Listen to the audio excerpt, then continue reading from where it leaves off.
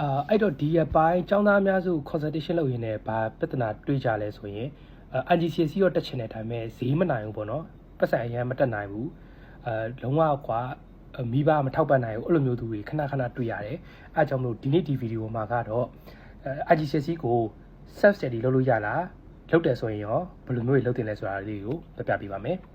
အဲ့တော့ IGCSE ကို self study လုပ်လို့ရလားအဖြေက yes ရပါတယ်ဒါပေမဲ့လွယ်လား no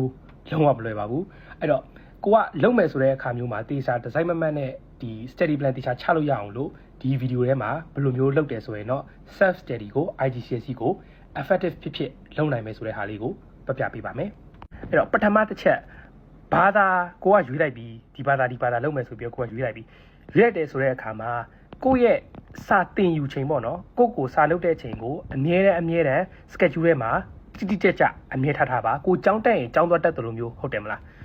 self study လုပ်ရဆိုတဲ့အခါမှာလည်းအားတဲ့ချိန်လုပ်မယ်မအားတဲ့ချိန်မလုပ်ဘူးအဲ့လိုလုံးဝမရပါဘူးဘယ်ချိန်မှဖြစ်အားလုပ်မယ်ဆိုတဲ့ဟာမျိုးလုပ်ရမှာဖြစ်ပါတယ်အဲ့တော့ schedule ထဲမှာအမြဲထည့်ထား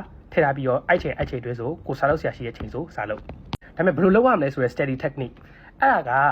IGCSE groups တွေရှိရဲ Facebook မှာဆိုလဲ study techniques တွေမိလို့ရတယ်ဒီကိုယ့်ရဲ့ senior တွေရှိတယ်အဲ့မှာဒီဘာသာရပ်မှာဒီဘိုင်းကိုလုပ်နေရခက်ခဲရှိလို့ဘယ်လိုလုပ်ရမလဲ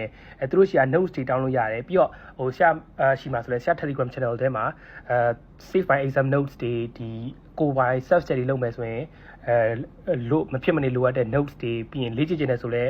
past paper တွေအကုန်လုံးပေးထားတယ်အဲ့ channel ထဲမှာတော့ကြည့်လို့ရတယ်နော်နောက်တစ်ခုကတော့ memorize လုပ်တာမဟုတ်ဘဲနဲ့အကြောင်းအရာတွေကိုနားလည်ဖို့လိုတယ်ကိုက source တစ်ခုတည်းကနေပြီးတော့ပဲမတင်နဲ့ပေါ့နော်ဒီလားဒီအမှထိုက်ပါ self study လုပ်နေရကို source တစ်ခုရှိမယ်အဲ့ဒါကိုကနားမလည်လို့တခြား YouTube ကနေ video သွားကြည့်ရပဲဖြစ်ဖြစ်တခြား source ကနေပြီးတော့တခြား reference တွေကိုဖတ်တာပဲဖြစ်ဖြစ်အဲ့လိုမျိုးrely လုပ်လို့ရတယ်ပြောချင်တာတစ်ခုတည်းကိုပဲသုံးပြီးတော့ source တစ်ခုတည်းကိုပဲမူတည်ပြီးတော့ကိုကလုပ်နေကြမလို့ဟုတ်ပြီနော်တခြား source တွေအများကြီးကနေကိုကယူပြီးတော့လေ့လာအဲ့ဒါကိုအတွက်အများကြီးပို့ပြီးတော့အဆင်ပြေတယ်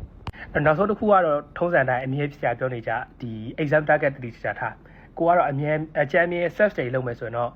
တစ်နှစ်ခွဲလောက်အချိန်ယူပေါ့နော်တစ်နှစ်ခွဲလောက်အချိန်ယူဒါပေမဲ့အဲ့ဒါကလည်းလူတိုင်းအတွက်မမှန်ဘူးကိုယ့်ရဲ့ background education ကဘယ်လောက်ရှိလဲဆိုတဲ့ပုံမှာအများကြီးမူတည်သေးတယ်အဲ့တော့အကြမ်းမြဲအဖြစ်တော့တစ်နှစ်ခွဲလောက်အချိန်ယူပေါ့နော်အချိန်ယူပြီးတော့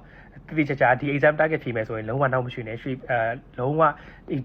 ချိန်လောက်ရှာစားလို့တယ်ဆိုမှအခါမှာလည်းခုနပြောသလိုမျိုးပေါ့နော်ကိုကြောက်တဲ့စားလို့ဒီလိုမျိုးအချိန်ကိုလည်းအမြဲထည့်ထားပြီးရင်ကိုအဲ့ဟာကိုလေ့ကျင့်ဖို့အတွက် practice time နဲ့ကိုယ့်ရဲ့ schedule မှာထည့်ထားအဲ့လိုမျိုးလုပ်တယ်ဆိုရင်IGCSE ကို self study လုပ်တဲ့အခါမှာ effective ဖြစ်လုပ်နိုင်ပါလိမ့်မယ်